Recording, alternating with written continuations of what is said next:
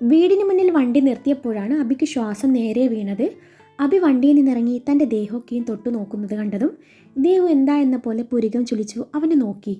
അല്ല, എൻ്റെ ശരീരഭാഗമൊക്കെ മുഴുവനായിട്ടുണ്ടോയെന്ന് നോക്കിയതാ. തല പോലും കാണില്ലെന്നാ ഞാൻ കരുതിയേ. അമ്മാതിരി വരവായിരുന്നല്ലോ. ഞാൻ ഇങ്ങനെയാ വണ്ടി ഓടിക്കാറ്. വണ്ടിയുടെ കീ കയ്യിലിട്ട് കറക്കിക്കൊണ്ട് ദേവ് പറഞ്ഞു. ഇങ്ങനെയാണേ നീ കുറേയേറെ ഓടിക്കും എന്നും പറഞ്ഞ് അബി അവളുടെ കയ്യിൽ നിന്നും വണ്ടിയുടെ കീയും വാങ്ങി അകത്തേക്ക് നടന്നു. ഡോറും തുറന്ന് അബി നേരെ കിച്ചണിലേക്കാണ് ചെന്നത്. പിന്നാലെ ദേവും ചെന്നു. അബി ഫ്രിഡ്ജിൽ നിന്ന് വെള്ളം എടുത്ത് കുടിക്കുകയാണ്. അവൻ്റെ തൊണ്ടക്കുഴിയിലൂടെ വെള്ളം ഇറങ്ങുന്നത് അവൾ കണ്ണെടുക്കാതെ നോക്കി നിന്നു. എന്താ ഇങ്ങനെ നോക്കുന്നത്?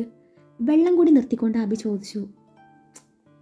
ചുമ്മാ, അല്ലെങ്കിലും എൻ്റെ സ്വന്തം പ്രോപ്പർട്ടിയെ നോക്കിയാൽ നിങ്ങൾക്കെന്താ? അല്ല, രാഹുൽ ഡോക്ടർ എന്തിനാ നിങ്ങളുടെ കാറും കൊണ്ടുപോയേ?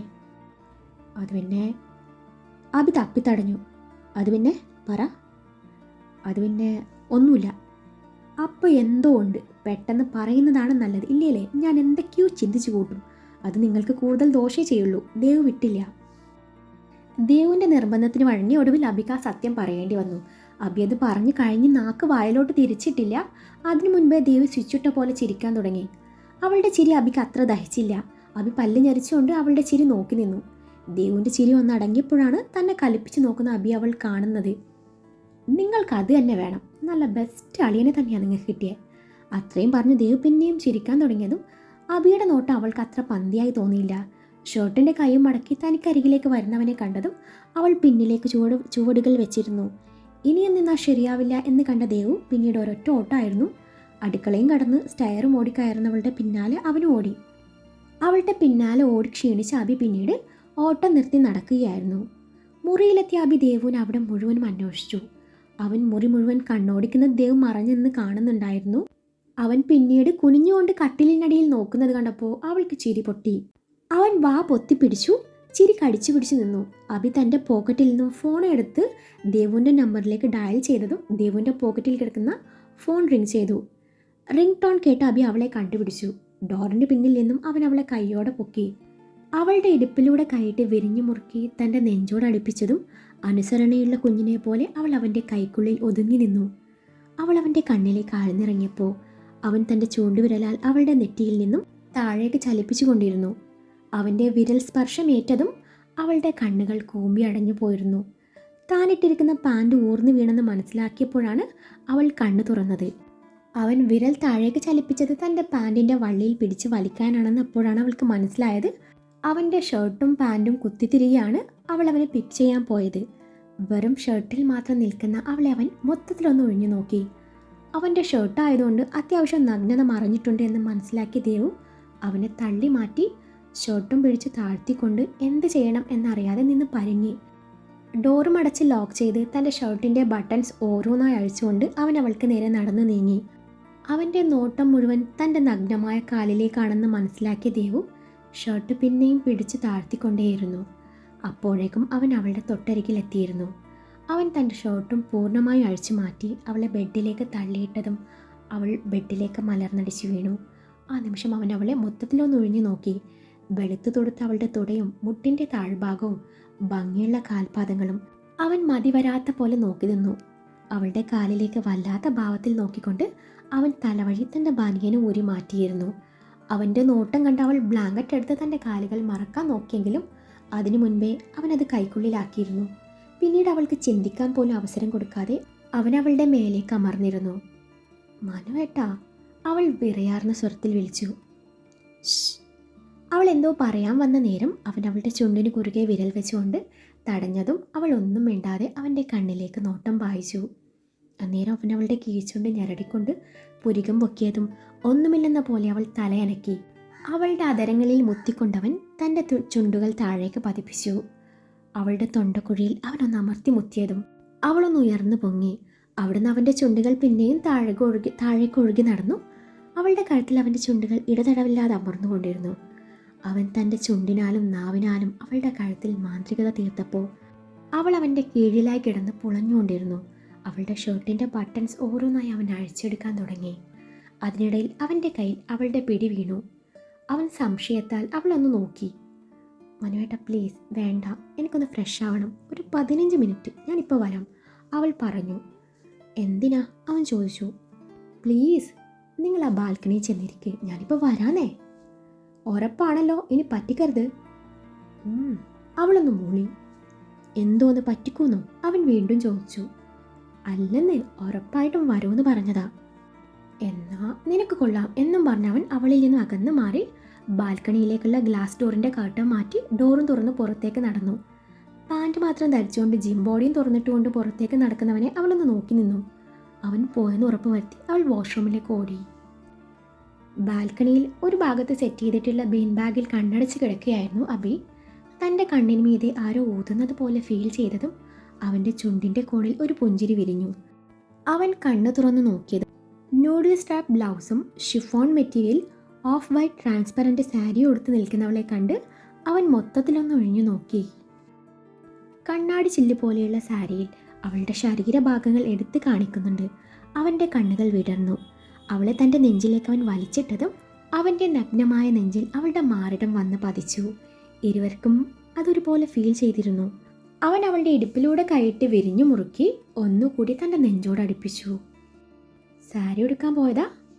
തൻ്റെ മുഖം കാണാൻ പറ്റുന്ന പോലെ അവളെ തൻ്റെ മടിയിൽ ഇരുത്തിക്കൊണ്ടവൻ ചോദിച്ചു. നേരത്തെ അങ്ങനെ ഒരു ആഗ്രഹം പറഞ്ഞായിരുന്നല്ലോ. അവൾ അവൻ്റെ മുഖത്ത് നോക്കാതെയാണ് ആ പറഞ്ഞത്. അത് നേരത്തെയല്ലേ, ഇപ്പം എനിക്ക് ഒന്നും ഇടാതെയായിരുന്നു എളുപ്പം. പൂട വൃത്തികെട്ടവനെ, ഇപ്പം കൈ വൃത്തികേട് മാത്രമേ ഉള്ളൂ അല്ലേ? അതെ, ഇഷ്ടമായില്ലെങ്കിൽ ഞാൻ മാറ്റിയേക്കാം. അത്രയും പറഞ്ഞ് എഴുന്നേൽക്കാൻ ഒരുങ്ങിയവളെ അവൻ പിന്നെയും പിടിച്ചിരുത്തി. ഞാൻ ചുമ്മാ പറഞ്ഞതാ, ഇഷ്ടമായി, ഒരുപാട് ഇഷ്ടമായി. അവൻ്റെ കൈ തൻ്റെ സാരിക്കുള്ളിലേക്ക് എഴുതി നീങ്ങുന്നത് അറിഞ്ഞതും അവളൊന്ന് കുറുകിക്കൊണ്ട് അവൻ്റെ ദേഹത്തേക്ക് പതുങ്ങി. ഒരു കൈ അവളുടെ വയറിൽ തലോടിയപ്പോൾ മറുകൈയാൽ അവളുടെ നഗ്നമായ പുറമേനിയെ അവൻ തഴുകിക്കൊണ്ടേയിരുന്നു. ബാക്ക്ലെസ് ബ്ലൗസ് ആയിരുന്നു അവൾ ഇട്ടിരുന്നത്. Ammu, I need a deep kiss. അവളുടെ മുഖത്തു കൂടെ തൻ്റെ ചൂണ്ടുവിരൽ ഓടിച്ചുകൊണ്ട് അബി പറഞ്ഞു. ആ നിമിഷം അവൾ അവൻ്റെ ഇരു കണ്ണിന് മേലെയും ചുംബിച്ചുകൊണ്ട് അവൻ്റെ അതരങ്ങളിലേക്ക് ചേക്കേറി. അവൻ്റെ കീഴ്ചുണ്ടും മേൽചുണ്ടും അവൾ നുണഞ്ഞുകൊണ്ടിരുന്നു. അവൾ അവൻ്റെ കീഴ്ചുണ്ടിൽ പതിയെ കടിച്ച് വലിച്ചുകൊണ്ട് നുണഞ്ഞതും അവൻ്റെ കൈ അവളുടെ മാറിൽ മുറുകി. ഒന്ന് കുറുകിക്കൊണ്ട് അവൾ അവൻ്റെ മേൽചുണ്ടിൽ പല്ലുകൾ ആഴ്ത്തി. ആ നിമിഷം അവനിൽ ആവേശം വർദ്ധിച്ചു. അവൻ അവളുടെ ചുണ്ടുകൾ വന്യമായി നുണഞ്ഞുകൊണ്ടേയിരുന്നു. ശ്വാസം വില്ലനായപ്പോൾ ഇരുവരും പരസ്പരം അകന്നു മാറി. തൻ്റെ നെഞ്ചോര് മുഖം ചേർത്ത് വെച്ച് കിതപ്പടക്കുന്നവളുടെ പുറം മേനിയിൽ അവൻ പതിയെ തട്ടിക്കൊടുത്തുകൊണ്ടേയിരുന്നു. ആ നിമിഷം നല്ല തണുത്ത കാറ്റ് വന്ന് ഇരുവരെയും പൊതിഞ്ഞതും അവളൊന്നുകൂടി അവൻ്റെ നെഞ്ചിലേക്ക് പതുങ്ങി. ഭൂമിയെ ചുംബിച്ചുണർത്തിക്കൊണ്ട് അടുത്ത നിമിഷം പുറത്ത് ശക്തമായ മഴ പെയ്യാൻ തുടങ്ങി. ഇരുവരെയും ചെറുതായി നനച്ചുകൊണ്ട് മഴത്തുള്ളികൾ ബാൽക്കണിയിലേക്ക് ഇറ്റ് വീഴുന്നുണ്ടായിരുന്നു. അവൾ പിന്നെയും അവനിൽ പറ്റിച്ചേർന്ന് കിടന്നു. അമ്മു, മഴ, സാരി, തണുത്ത കാറ്റ്, സമയം രാത്രി 12 മണി. നമുക്ക് മഴ നനഞ്ഞുകൊണ്ട് ഒന്നുകൂടെ റൊമാൻറ്റിക് ആയാലോ? അവളുടെ കാതോരവൻ പതുക്കെ പറഞ്ഞു. അബിയുടെ ആ ചോദ്യം കേട്ട് അവൾ അവനെ തല ഉയർത്തി ഒന്ന് നോക്കി. ഞാൻ എന്താണ് കേൾക്കുന്നത്? ഇതെൻ്റെ കെട്ടിയോൻ ഹിറ്റ്ലർ തന്നെയാണോ? നിങ്ങളെന്നെ ഒന്ന് നുള്ളിക്കേ. അവൾ ആ പറഞ്ഞത് കേട്ടതും അബി കണ്ണു കൂർപ്പിച്ചു അവളെ നോക്കി. അവിടുന്ന് അവൻ അവളെയും കൈകളിൽ കോരിയെടുത്ത് മഴയിലേക്ക് ഇറങ്ങി നടന്നു. ബാൽക്കണിയിൽ നിന്നും സെറ്റ് ചെയ്തിട്ടുള്ള സ്റ്റെപ്പിലൂടെ ഇറങ്ങിയ ഒരു ഓപ്പൺ റൂഫ് ബാൽക്കണിയാണ് പിന്നീട് കിട്ടുന്നത്. അവൻ അവിടെ ചെന്ന് അവളെയും കൈകളിലേന്തി മഴയത്ത് നിന്നു. ഇരുവരെയും നനയിച്ചുകൊണ്ട് മഴത്തുള്ളികൾ അവരുടെ മേലേക്ക് ഒലിച്ചിറങ്ങി. ശക്തമായി മഴവെള്ളം മുഖത്തേക്ക് പതിക്കുന്നതിനാൽ അവൾ തൻ്റെ മുഖം അവൻ്റെ നെഞ്ചിലൊളിപ്പിച്ചു. അന്നേരം അവൻ അവളെ താഴെ ഇറക്കി. അടുത്ത നിമിഷം അവൻ അവളെ ഇടുപ്പിലൂടെ കൈയിട്ട് പൊക്കിയെടുത്ത് ഉയർത്തി പിടിച്ചതും വീഴാതിരിക്കാൻ അവൾ അവൻ്റെ കഴുത്തിൽ വട്ടം ചുറ്റി പിടിച്ചു.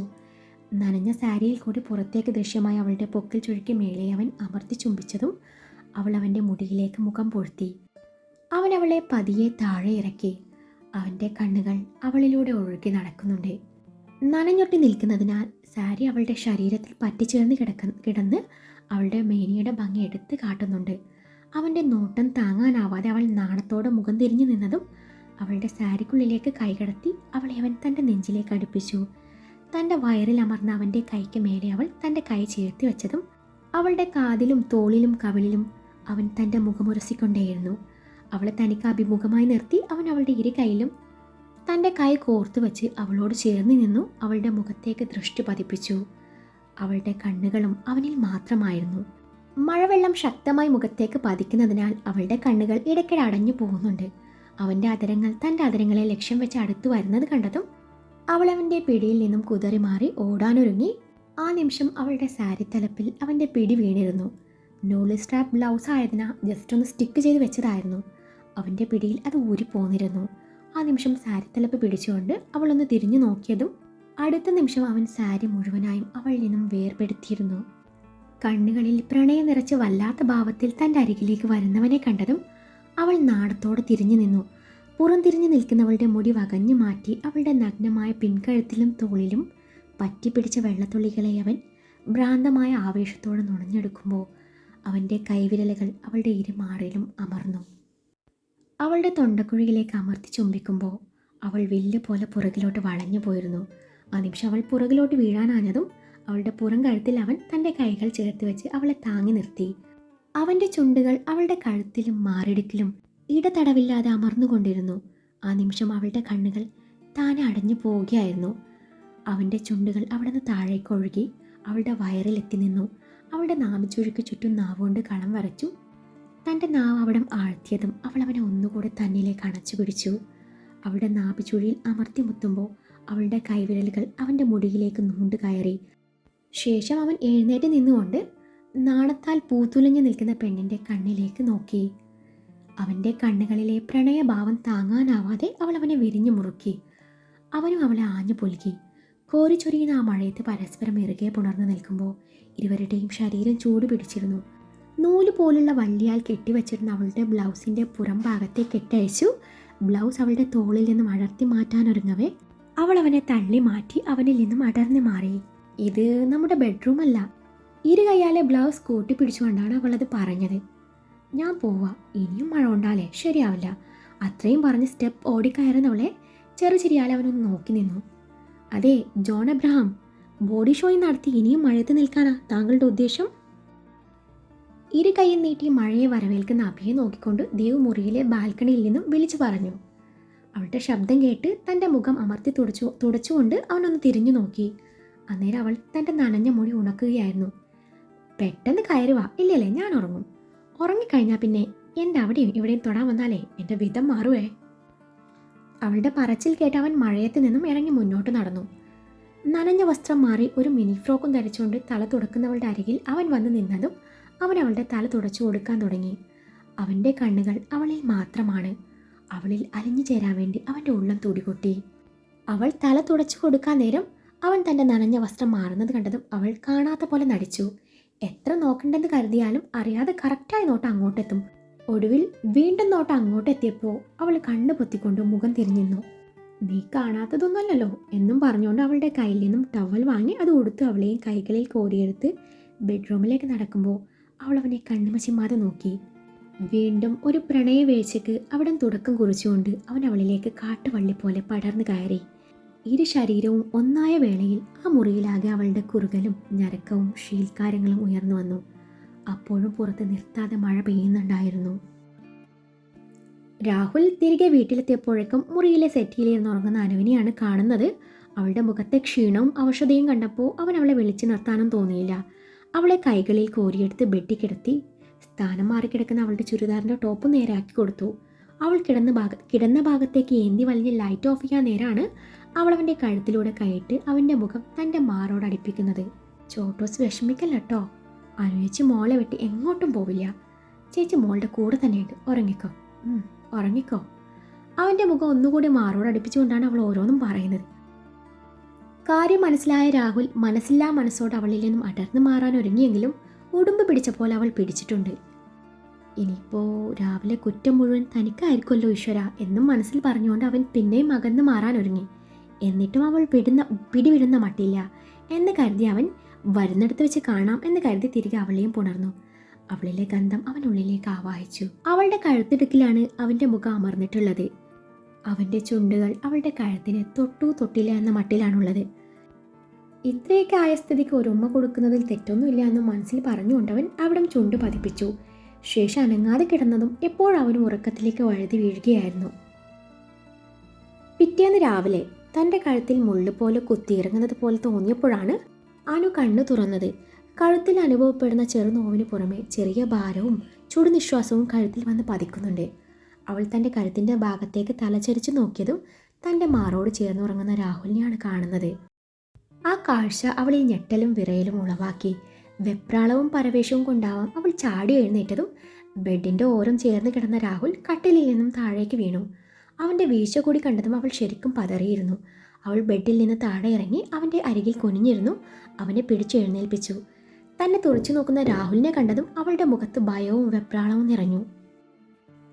സോറി, അങ്ങനെ കണ്ടപ്പോൾ ഞാൻ പെട്ടെന്ന് എഴുന്നേറ്റപ്പോൾ അത് പിന്നെ നിങ്ങൾ സോറി. അതിന് വാക്കുകൾ പെരക്കി കൂട്ടി. രാത്രി എന്നെ നെഞ്ചോട് ചേർത്ത് ഉറക്കിയപ്പോഴേ രാവിലെ ഒരു പൊട്ടിത്തെറി പ്രതീക്ഷിച്ചിരുന്നു. പക്ഷേ ഇജാതി ചവിട്ട് ഞാൻ പ്രതീക്ഷിച്ചില്ല. അവൻ നടുവും തടവിക്കൊണ്ട് പറഞ്ഞു. ഞാൻ സോഫയിലാണല്ലോ കിടന്നത്, പിന്നെ എങ്ങനെ ഇവിടെ എത്തി? അതുമല്ല, ഇയാൾ അങ്ങനെ കിടത്തിയത് ഞാനാണെന്നാണോ നിങ്ങൾ പറയുന്നത്? ഞാനെങ്ങും അല്ല, അനു അവൻ്റെ മുഖത്ത് നോക്കാതെ പറഞ്ഞു. സോഫയിലിരുന്ന് ഉറങ്ങുന്നത് കണ്ടപ്പോൾ പാവം തോന്നി. നല്ല ഉറക്കമായതുകൊണ്ട് വിളിച്ചില്ല. അല്ലെങ്കിലും ആ സോഫയിൽ നിന്ന് ഈ ബെഡ് വരെയുള്ള കാര്യമല്ലുള്ളൂ. അതുകൊണ്ട് അങ്ങ് എടുത്ത് കിടത്തി. അല്ലാതെ ഇപ്പോൾ ഓട്ടോ വിളിക്കാനൊന്നും പറ്റില്ലല്ലോ. എന്നിട്ട് ഞാൻ ബെഡിൻ്റെ ഇങ്ങേയറ്റത്ത് കിടക്കുമായിരുന്നു. ലൈറ്റ് ഓഫ് ചെയ്യാൻ വേണ്ടി തലയൊന്ന് പൊക്കിയതേ ഓർമ്മയുള്ളൂ. ചോട്ടൂന്നോ മോട്ടൂന്നോ ഏതാണ്ടൊക്കെയോ പറഞ്ഞ് താൻ എന്നെ വിരിഞ്ഞു മുറുക്കി നെഞ്ചി കിടത്തി. താൻ അന്നേരം സ്വപ്നത്തിലായിരുന്നെന്ന് തോന്നുന്നു. സ്വപ്നത്തിൽ ആരാണ്ടൊക്കെയാണെന്ന് കരുതി താൻ എന്നെ കെട്ടിപ്പിടിച്ചതാ. കാര്യം മനസ്സിലാക്കിയ ഞാൻ ആദ്യം കുറേ ഒഴിഞ്ഞു മാറാൻ നോക്കി. താൻ വിടണ്ടേ? പിന്നെ കരുതി തൻ്റെ സ്വപ്നത്തിൻ്റെ ക്ലൈമാക്സ് സീൻ കഴിഞ്ഞു മാറാന്ന്. അങ്ങനെ ഞാൻ അടങ്ങിക്കിടന്നു. ലോ ബഡ്ജറ്റ് ലോഡ്ജിലെ തുക്കട മെത്തയിൽ നിന്നും 5 സ്റ്റാർ ഹോട്ടലിൽ ആഡംബരം എത്തിക്കിടുന്ന ഫീലായിരുന്നു എനിക്കന്നേരം. അതുകൊണ്ട് ഞാൻ പെട്ടെന്ന് ഉറങ്ങിപ്പോയി. മെത്ത മാറിയത് കൊണ്ടാവാം എഴുന്നേൽക്കാനും വൈകിപ്പോയി. ഇതാണ് യഥാർത്ഥത്തിൽ നടന്നത്, നടുവും തടവിക്കൊണ്ടവൻ പറഞ്ഞു. ഞാൻ അറിയാതെ ആയിരിക്കും. ചോട്ടു ആണെന്ന് കരുതി. ചോട്ടു എൻ്റെ കുഞ്ഞനിയെത്തിയാ. സോറി, എവിടെയെങ്കിലും കൊണ്ടോ? വേദന ഉണ്ടോ? നല്ല സുഖമുണ്ട്. താ വേണേലേ പെട്ടെന്ന് വാഷ്റൂമിൽ കയറിക്കോ. ഇപ്പം തന്നെ സമയം 7:30 കഴിഞ്ഞു. എനിക്ക് ഹോസ്പിറ്റലിൽ പോകണം. സമയം 7:30 എന്ന് കേട്ടതും അനുവിൻ്റെ ഉള്ളിൽ ചെറിയ പേടിയുണർന്നു. അവൾ മാറിയിടാനുള്ള ഡ്രസ്സും എടുത്ത് പെട്ടെന്ന് വാഷ്റൂമിലേക്ക് നടന്നു. അനു നേരിയ പേടിയോടെ താഴേക്ക് നടന്നു. അടുക്കളയിൽ നിന്നും രാധികാമ്മയുടെയും മാളുവിൻ്റെയും ശബ്ദം കേട്ടതും ഇരുവരും നേരത്തെ എഴുന്നേൽക്കിട്ടുണ്ടെന്ന് അവൾക്ക് മനസ്സിലായി. രാധികാമ്മ മുഖം തിരിഞ്ഞെന്ന് പാചകം ചെയ്യുന്നുണ്ട്. മാളു ഫോണിൽ ദൃഷ്ടി പതിപ്പിച്ചുകൊണ്ട് ചായ കുടിക്കുന്നു. ആരുടെയോ കാൽ പെരുമാറ്റം കേട്ടതും മാളു തല ഉയർത്തി നോക്കി. അനു അവളെ നോക്കി ചിരിച്ചുവെങ്കിലും മാളു പുച്ഛം കലർന്നൊരു ചിരിയാണ് തിരികെ നൽകിയത്. അമ്മ ഉച്ചവരെ മരുമോളെ ഉറക്കിട്ടേ എന്നെ രാവിലെ വിളിച്ചുണർത്തിയല്ലേ, കൊള്ളാം. ഇതാണോ ഏട്ടൻ പറഞ്ഞത്? അഭിയേട്ടൻ അനിയത്തിയാണ്. അഭിയേട്ടൻ സ്ട്രിക്റ്റ് ആണ്. കൃത്യമായ ചിട്ടിയോടും അച്ചടക്കത്തോടും കൂടിയാണ് പെങ്ങന്മാരെ അഭിയേട്ടൻ വളർത്തിയത്. ഇതിപ്പോൾ അമ്മയുടെ മരുമോളെക്കാളും മെച്ചം ഞാൻ തന്നെയാ. അല്ലേലും രാഹുൽ ഏട്ടൻ ഇത് തന്നെ വേണം. ഞാൻ എന്തോരം പെൺപിള്ളേരെ കാണിച്ചതാ. ഒടുക്കം കിട്ടിയതോ ഏതോ ഒരുത്തൻ തേച്ചിട്ട് പോയ പെണ്ണിനെയും. അല്ലേലും വിധിയെ തടുക്കാൻ വിദ്യാഭ്യാസ മന്ത്രിയെ കൊണ്ടും ആവില്ലല്ലോ. ഇനി ഞാൻ എങ്ങനെ എൻ്റെ ഫ്രണ്ട്സിൻ്റെ മുഖത്തേക്ക് നോക്കും? മാള് പറഞ്ഞതൊക്കെ കേട്ടപ്പോൾ അനുവിന് ശരിക്കും സങ്കടം തോന്നി. അവളുടെ കണ്ണ് നിറഞ്ഞു വന്നു. ഇതിപ്പോൾ ഒന്ന് പറഞ്ഞ രണ്ടാമത്തേതിന് കരച്ചിലാണല്ലോ. ചേട്ടൻ പറഞ്ഞിരുന്നു ആൾ വലിയ ബോൾഡാണെന്ന്. ഇതാണോ ബോൾഡ്? ഞാൻ നോക്കിയിട്ട് ഇവിടെ ബോൾട്ടോ ഒന്നും കാണുന്നില്ലല്ലോ. മാള് പിന്നെയും ഓരോന്ന് പറയുന്നുണ്ട്. മാളു നീ ഒന്നും മിണ്ടാതിരിക്കുന്നുണ്ടോ? തലയിരിക്കുമ്പോൾ വാലാടണ്ട. രാധിക അവളെ ശാസിച്ചു. ഇതേ കൊച്ചെ, കരയാൻ മാത്രം ഇവിടെ ഒന്നും നടന്നില്ലല്ലോ. ഇനിയിപ്പോൾ ഇതെങ്ങാൻ അവൻ കണ്ട അത് മതി.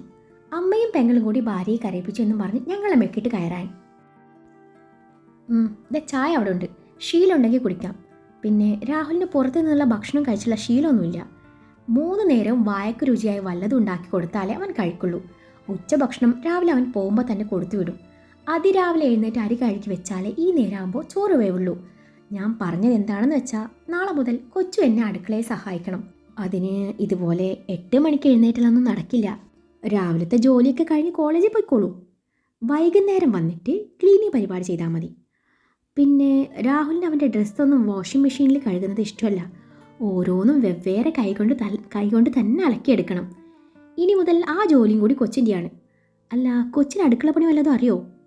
രാധികാമ്മ ഓരോന്ന് ചോദിക്കുന്നുണ്ട്. ചെറുതായി അറിയാം, അനു പതുക്കെ പറഞ്ഞു. പപ്പടം കാച്ചാനും മുട്ട പുഴുങ്ങാനും പാല് തിളപ്പിക്കാനും ബുൾസ ഉണ്ടാക്കാനും മാഗി ഉണ്ടാക്കാനും ഒക്കെ ആയിരിക്കുമല്ലേ? മാളു ആരോടൊന്നില്ലാതെ പറഞ്ഞു. ഓ, നിനക്ക് പിന്നെ 10 കൂട്ടം പായസടങ്ങുന്ന വിഭവസമൃദ്ധമായ സദ്യ ഉണ്ടാക്കാൻ അറിയായിരിക്കും അല്ലേ? പിറകിൽ നിന്നും രാഹുലിൻ്റെ ശബ്ദം കേട്ടതും എല്ലാവരും തിരിഞ്ഞു നോക്കി. ഓ, വന്നല്ലോ വനമാല. എനിക്ക് അത്യാവശ്യം കുക്കിംഗ് ഒക്കെ അറിയാം. ആള് പെരുവിരുത്തു. അനു, നിന്റെ ഫോൺ റിങ് ചെയ്യുന്നുണ്ട്. ചേച്ചിയാണെന്ന് തോന്നുന്നു. പോയി സംസാരിച്ചിട്ട് വാ. ചേച്ചിയെന്ന് കേട്ടതും അനുവിൻ്റെ മുഖം വിടർന്നു. രാഹുലിനൊരു ചെറുപുഞ്ചിരി സമ്മാനിച്ചുകൊണ്ട് അവൾ മുറിയിലേക്ക് ഓടി. അനു പോയെന്ന് ഉറപ്പ് വരുത്തി രാഹുൽ മാളുവിൻ്റെ ചെവിക്ക് പിടിച്ചു. ഡി, നീ പറഞ്ഞത് മുഴുവൻ ഞാൻ കേട്ടു. സ്ക്രിപ്റ്റിലില്ലാത്തത് പറയാൻ നിന്നോട് ആരേലും പറഞ്ഞോ? അതുമല്ല, അമ്മയുടെ ഡയലോഗ്സ് മൊത്തം നീയാ പറഞ്ഞേ. ഏട്ടാ വിട്, എനിക്ക് വേദനിക്കുന്നു. അമ്മ ഇന്നലത്തെ ഡയലോഗ് മുഴുവൻ വിഴുങ്ങിയിരുന്നു. അതുകൊണ്ട് ഇന്നും അങ്ങനെ ആവണ്ടല്ലോ എന്ന് കരുതി ഞാനത് പറഞ്ഞു എന്നേ ഉള്ളൂ. ഞാൻ പറഞ്ഞായിരുന്നല്ലോ നിനക്കിനി മുതൽ ഡയലോഗ്സ് ഒന്നുമില്ല. നീ ഇങ്ങനെ ആവശ്യത്തിനും അനാവശ്യത്തിനും പുച്ഛം വാരി വിതറിയിച്ചാൽ മതിയെന്ന് രാഹുൽ അവളുടെ ചെവിയിൽ നിന്നുള്ള പിടി വിട്ടുകൊണ്ട് പറഞ്ഞു.